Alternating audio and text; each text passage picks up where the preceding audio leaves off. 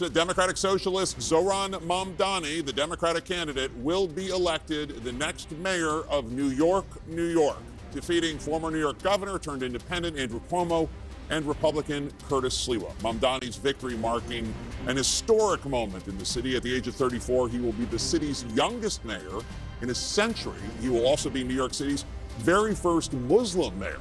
Again, CNN projecting that ZOHRAN MAMDANI will be the next mayor of New York, New York. And CNN's Abby Phillip is at Mamdani headquarters in Brooklyn, New York. Abby, a huge win for ZOHRAN MAMDANI. It is a major win from ZOHRAN MAMDANI, a candidate that was basically unknown to the city about a year ago and now is now elected mayor. We just heard the crowd behind me yelling, screaming, clapping at the news that you just announced on CNN. This room is really filling up with supporters now. They are anxious, anticipating hearing from Mamdani tonight. And it's been a long journey for many of these supporters who have stuck with Mamdani despite the unlikeliness of his candidacy from the very beginning. In these final days of the campaign, this race has turned sharply negative. A lot of his supporters believe these attacks against him were Islamophobic. They were you hear it there, they are screaming one more time as the race is called and the news is spreading. But these supporters are elated tonight, as you can hear them, by the news, by the opportunity for this city to be elected by someone that, frankly, it's never been elected by, never been run by before. Mamdani is both young, he is a Muslim, he is an immigrant, and he is someone who represents a sharp break from the past. Jake, this crowd is really waiting to see also, as the results come in, I know we're still watching those numbers, he is very close to hitting that 50% mark, and there are many people in this room and in his campaign who want to see him surpass that, because what it would mean is that it's not just a minority of this city that Mamdani has won over, but if he's able to get a majority, he might have the opportunity to argue that he has some kind of mandate in the city. I'm going to come to my colleague Gloria Pazmino here. She's been covering Mamdani for the last few months, and Gloria, you know very well how this has felt like an underdog victory in the making for Mamdani's supporters. Yeah, look, this is a candidate who started running out in the primary and was literally polling at 1%. I was having a conversation with someone earlier today who was talking about how hard it was to get press coverage, to care about ZOHRAN MAMDANI in the early days of the primary. And today, you couldn't even get near him from the amount of coverage that he is getting.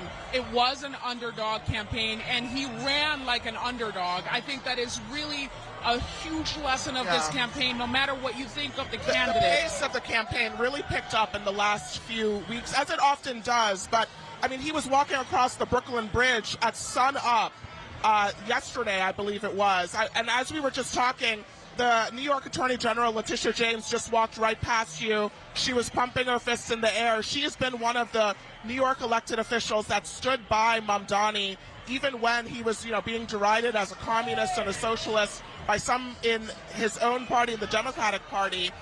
And the shadow of Donald Trump in this race also is a pretty big deal. Trump weighed in the last few days to endorse Andrew Cuomo. He has been going after Letitia James, a prominent supporter of Mamdani's. He has promised to withhold funds for the city of New York. How big of a factor has Donald Trump been? He's been a huge factor in the positive and in the negative, right? Donald Trump is weighing in on this race. We know from our reporting that he has been talking about this race even more than the other races that are happening in New Jersey and in Virginia.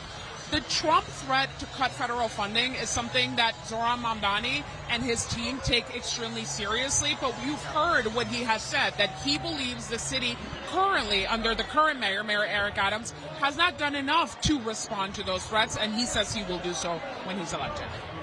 All right, so Jake, as we wait to hear what Mamdani says as he comes out into this room of very energized supporters later tonight, we'll be waiting to hear not only what he says to New Yorkers and about how he is going to govern the city, but also what he says about the very real threat from President Trump that New York will be even more in the crosshairs of his efforts to defund the city, and to challenge Mamdani's leadership of the city going forward, Jake. Fascinating stuff, Abby Phillip and Gloria Pazmino.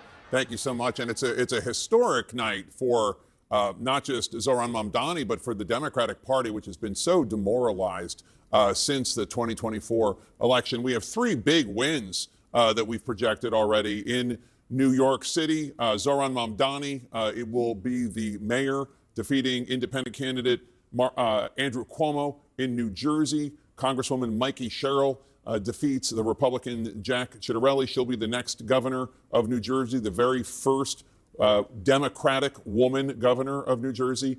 And then in Virginia, the very first woman governor of Virginia, former Congresswoman Abigail Spanberger, defeating the incumbent lieutenant governor.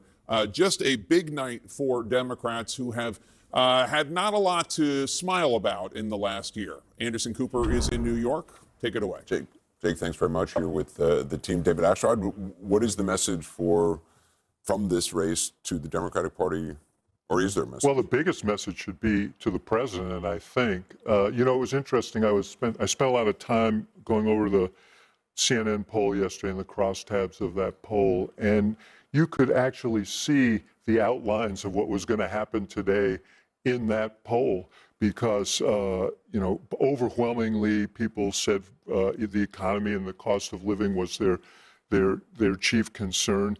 They gave today's economic conditions a 28% favorable rating, and they gave really negative ratings to the president's economic policies as contributing to that. And those were ticking time bombs for the Republican Party. So if you're in the White House tonight and you're seeing this, not just the race in New York, but also obviously in these other states, do you start to make any changes? Well, I'll tell you one thing that I would do. What I would not do, I would not go out as the president does repeatedly and tell people that this has been a historically successful year and that the economy is strong and it's the envy of the world. And if you're sitting at home and trying to pay your bills and buy your groceries and pay your rent, and you're looking at your kids and wondering how they're going to make it, you don't want to hear that. And if he doesn't believe that, go talk to Joe Biden, because that's what he did, and it was a terribly destructive strategy for him. So I think, look, you had good candidates.